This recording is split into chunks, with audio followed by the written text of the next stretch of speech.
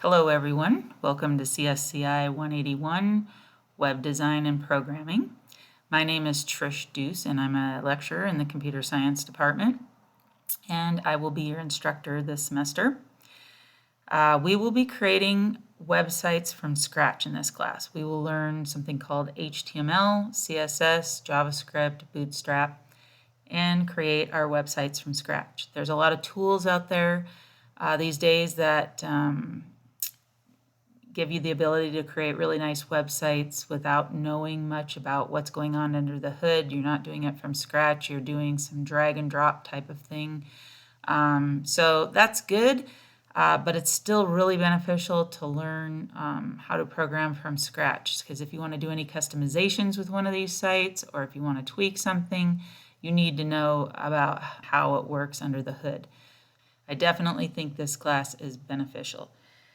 If you choose to take my web app development course, we learn a back-end framework, and it's just assumed that students will learn a little front-end, so like HTML, CSS on their own. So if you already have this knowledge, that will be nice for you going into that class, and you'll probably be able to create a much nicer looking project than some of the other students with this class as a background.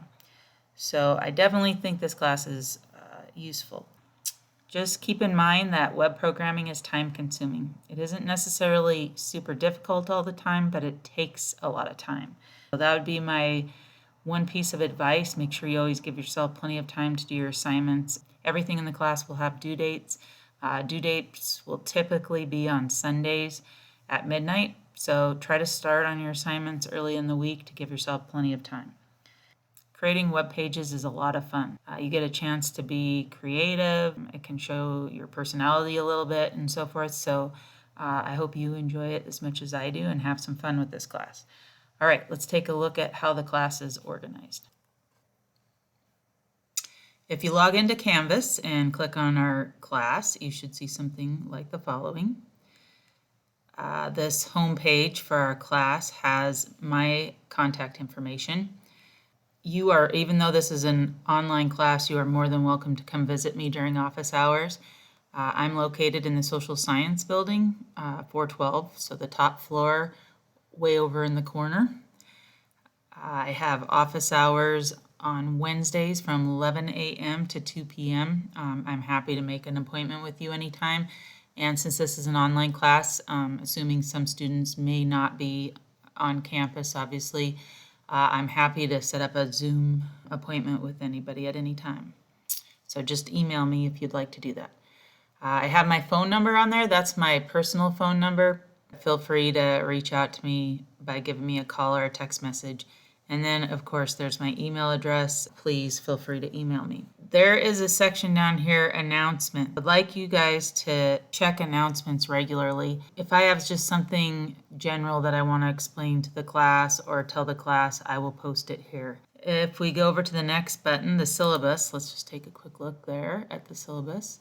You can see learning outcomes. You guys can read through those on your own.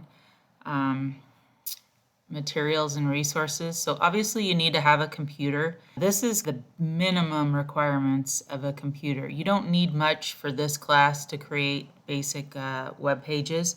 However, if you are continuing on in computer science, if you have the resources, for instance, instead of 4 gigabytes, that is not going to be great for you. If you were to take my mobile app class where we do Android development, you'd want to have at least 16 gigabytes. So this would be the very minimum requirements. You'll be fine with this for this class, but if you're able to have a computer that's a little bit faster, a little bit more RAM, that would be great. Here's our textbook. If you click on this link here, this will take you to the book's website. I believe the bookstore has the book, but if not, you can buy the book on Amazon. The reason I wanted you to watch me jump to this website is they have a link here to exercise materials. You're going to want to click on that and then download and unzip this zip file to obtain the course materials. We will be using an IDE, which is like a text editor, to create our web pages. The one that we're going to use is called Visual Studio Code. I have a section in the module, our first module, that shows us how to download this and get set up. As far as grading goes, we'll have quizzes approximately 1 a week. There will be 3 attempts at the quiz, and there's a 30-minute time limit for each attempt. If you attempt a quiz, then there's a 2-hour delay before you can take another attempt. I would suggest that you take your quiz at least a day before the due date, because then once you take it, if you weren't satisfied with your grade and you want to take it again, you've got to wait 2 hours. For assignments, we'll have approximately 1 assignment each week. Assignments are going to be worth 75% of your grade, where the quizzes are worth 25% of your grade. Late work. All assignments and quizzes have deadlines specified.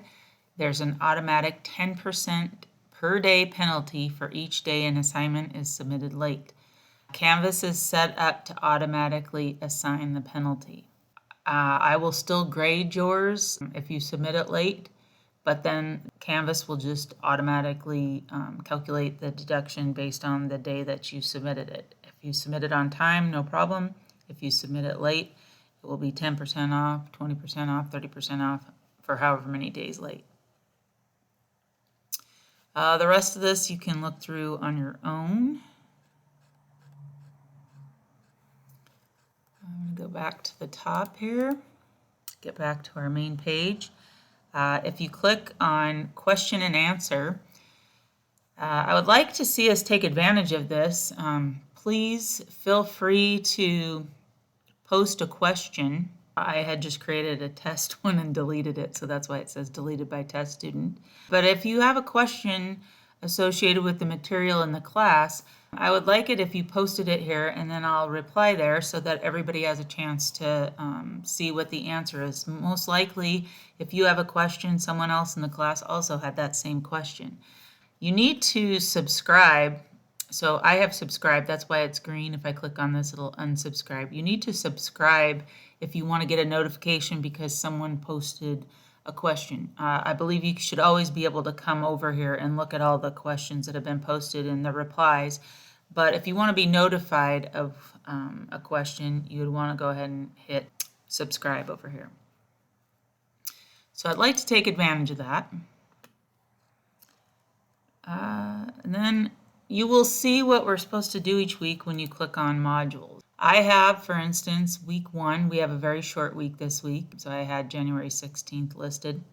And then this is what needs to get completed during this week. I already have the material for week 2, and that would be what needs to be completed for week 2. I'll try to have a few weeks ahead of where we are for those that want to work on future stuff. I can't guarantee it, but I'll do my best. So let's take a look at this week. To start with, I thought it would be kind of fun if everybody introduced themselves. So if you click on the introductions forum, you can just hit reply and tell the class a little bit about yourself. So I have here hobbies, activities, sports, or interests you have, expectations, goals for enrolling in the course. Just, keep it simple. I'm not looking for anything special here. I just want to get to know you guys a little bit. I went ahead and gave you a little information on myself. I've been a lecturer in the computer science department for almost 10 years. Prior to this, I was an assistant women's basketball coach for the Lady Grizz basketball team for 22 years. I've lived in Missoula most of my life. I'm married and have 3 children. My youngest child is a senior in college. I love sports, outdoors, remodeling projects, and my dog Dempsey. And I'm looking forward to a great semester. I hope you all like to create web pages as much as I do. Here's my dog Dempsey. Love to see pictures if you guys have pictures of yourself or animals or whatever. Fun to get to know you a little bit. Let's go back to modules. So that was the introductions forum, if you can introduce yourself. If you click on file extensions, I'm not going to talk about it right now. This goes through it, and then there's a video about file extensions. I just wanted to mention that a lot of times the examples that I have are on a Windows computer. I have a Windows computer.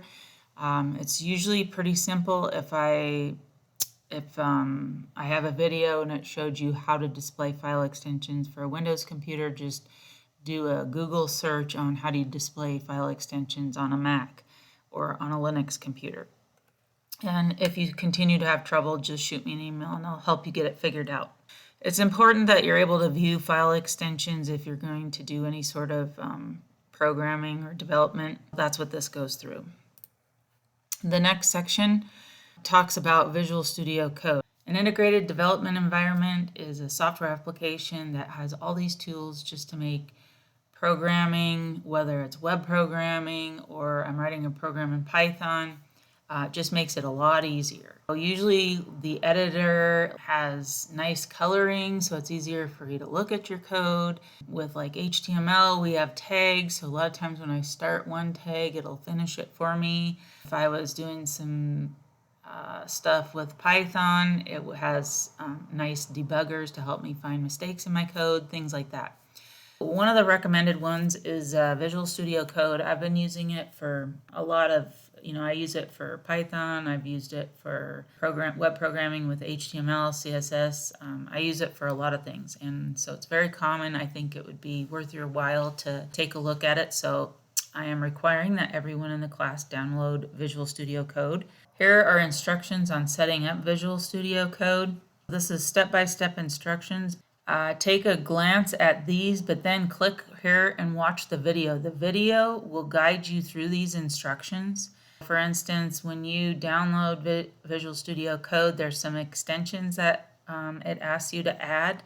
The nice thing about these extensions, you can write your HTML code in Visual Studio, and then you can actually see things live in a web browser as you're coding it. It's not going to make sense till you watch the video, but I want you to work through this video on your computer so you can get a feel. You'll have Visual Studio Code set up correctly and you'll have a feel for it.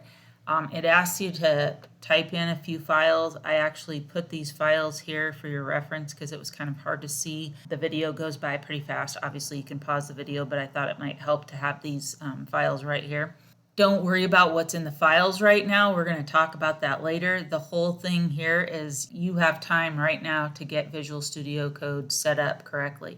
If you have any questions or you run into any problems, please send me an email and we'll set up a time to Zoom or meet in my office.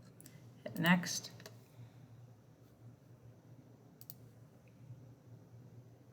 The next thing you need to do is read Chapter 1 of your text. Here's a little bit of an overview of what Chapter 1 covers. And the last thing is a quiz. This first quiz I made where the due date is January 21st. I believe that's a Tuesday. January 21st is a Tuesday. I gave you a few extra days. Typically, everything's going to be due on Sunday at midnight. I wanted to be consistent, but for this first quiz, you will have until Tuesday at midnight. But then with the next week, the quiz will be due on Sunday at midnight, and your assignment will be due on Sunday at midnight. I don't think I need to walk through the next module. I'm hoping that I have provided enough material so that it's consistent and self-explanatory.